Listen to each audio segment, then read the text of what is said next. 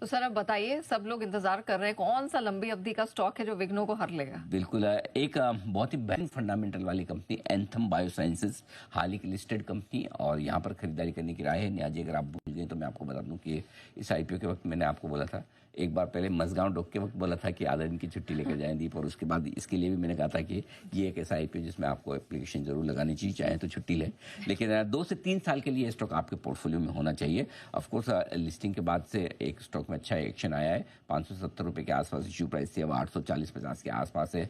आज एक रिपोर्ट भी है इस जहाँ पर टारगेट थोड़े से उन्होंने नीचे के रखे हैं, 820 के आसपास के। अच्छी बात है, वहाँ पर आपको एक जेपी मॉर्गन की तरफ से उन्होंने इस कवरेज की शुरुआत की, तो आपको निचले स्तर पर खरीदने का एक मौका बन सकता है। तो अब पहले मैं आपको समझा दूं, तो आज का आपके लिए विघ्नहर्ता शेयर है एंथम बायोसाइंसेस। 2 से 3 साल के लिए इस स्टॉक को आप अपने पोर्टफोलियो में रखें। वजह यह है, बहुत ही बेहतरीन स्ट्रॉन्ग प्रोफेशनल मैनेजमेंट है, और ये मैनेजमेंट बहुत अनुभवी है, बहुत मजबूत है। CRDMO कॉन्ट्रैक्ट रिसर्च वाली स्पेस में ये कंपनी मार्केट लीडर है।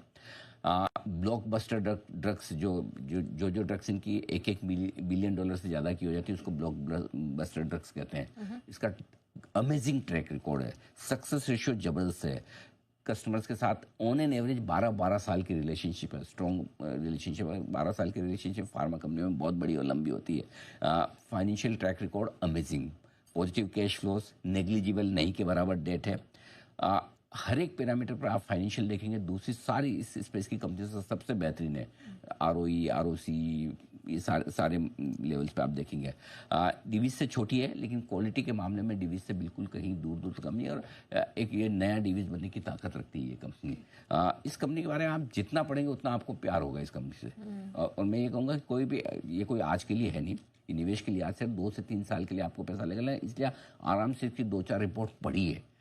थोड़ा महंगा हो चुका है लिस्टिंग के बाद में अनडाउटेडली, क्योंकि लिस्टिंग के वक्त आईपीओ का बहुत सस्ता था शेयर। अब नेचुरली जिस तरह की ग्रोथ है आगे दिखा रहा है, और जिस तरह के प्रोस्पेक्ट्स है, जिस तरह का मैनेजमेंट, उसको प्रीमियम मिल रही है, तो इसलिए थोड़ा महंगा लगेगा। तो इसीलिए आप इसको वैल्यूएशन रीजनेबल है, और ऐसे में आपको SIP करनी है। हर 10% फॉल पे 840 है, 10% घटे है, वहाँ पे थोड़ा डालिए, और मार्केट के साथ सब चीज़ें नीचे आती है, ये भी आ सकता है, नहीं आए तो जितना आपका ले लिया उतना भी काफ़ी है, ठीक है।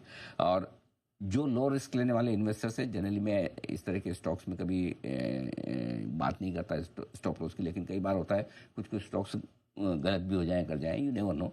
तो जो लो रिस्क लेने वाले हैं उनको सूटेबल एक स्टॉप लॉस अपनी सुविधा के हिसाब से आप रख लें। बाकी जो इन्वेस्टर्स हैं 1 से 3 साल के नज़रिए से निवेश करना चाहते हैं, 1100, 1300 और 1500 के टारगेट के लिए आप इसमें निवेश कर सकते हैं एंथम बायोसाइंसेस।